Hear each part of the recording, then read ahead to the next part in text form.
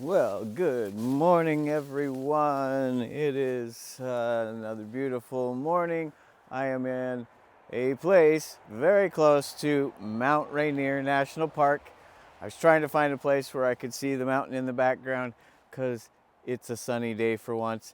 And I was going to go to a waterfall, and I ended up driving so much that I could not do either. So I'm here in between with this beautiful forest very close to Mount Rainier National Park in Washington State.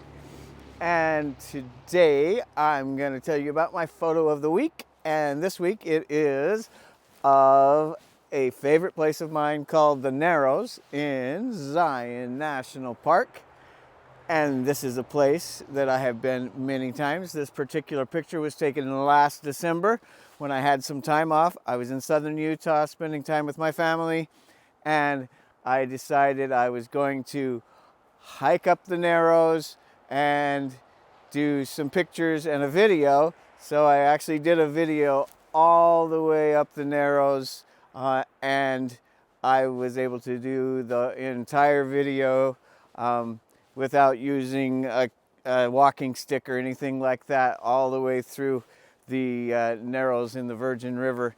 And that was definitely a challenge to be able to do so without falling down even once. And it was a pleasure because I have been in the Narrows many times. I spent a lot of my time in Zion National Park growing up, and my years from 20 to 50.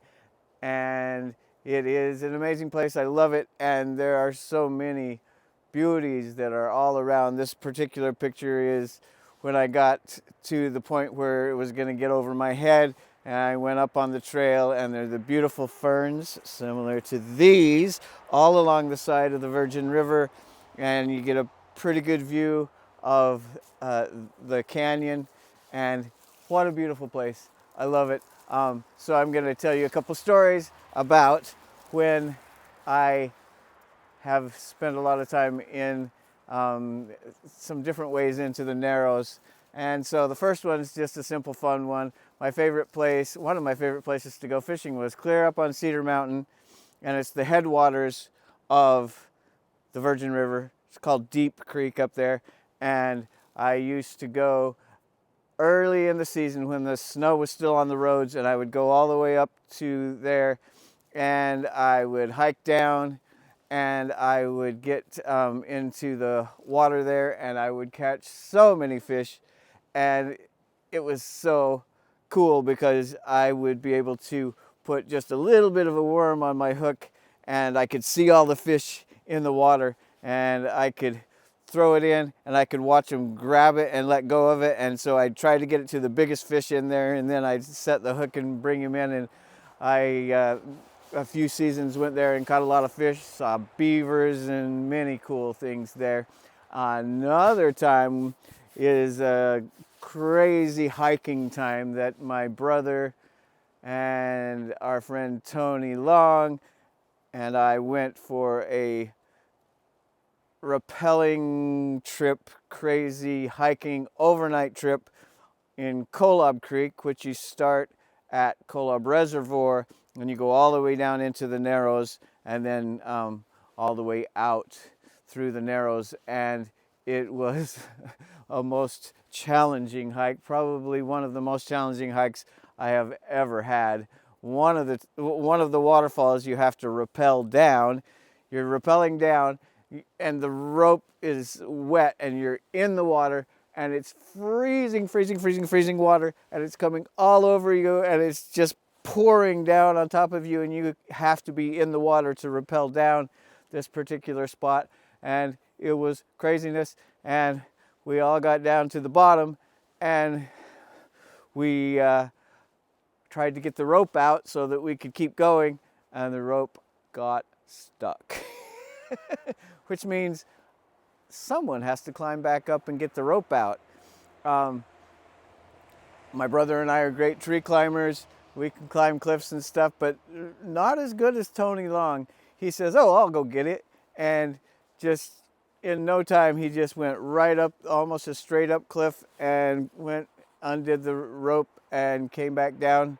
And thank you very much, Tony. That was pretty cool. Then we stayed overnight after hiking a long ways. Very challenging, slippery hike, but one of the most beautiful places in the world. So if you ever have a chance to go hike the Narrows or Zion National Park at all, you should do it. It's the most amazing place. And my thought of the day is from General Patton, who says, if you are fatigued or tired, you are not going to be good, and you will be a coward. It can make a coward out of anyone. If you're fatigued or tired, it can make a coward out of anyone. And I agree with this. There's also a book called Sleep Smarter by Sean Stevenson that I highly recommend. And so you should do your best to get the best sleep that you can. One of the things that I do is I wear a ring called an Aura ring, and I am able to see my sleep score after every night's rest, and it helps me to see how I've done with my sleep and helps me prioritize my sleep and be able to get more better sleep. And I hope you all enjoy your beautiful day and enjoy wherever you may be. And till next time, remember to check out my website, brettjorgensenphotography.com, and see you later.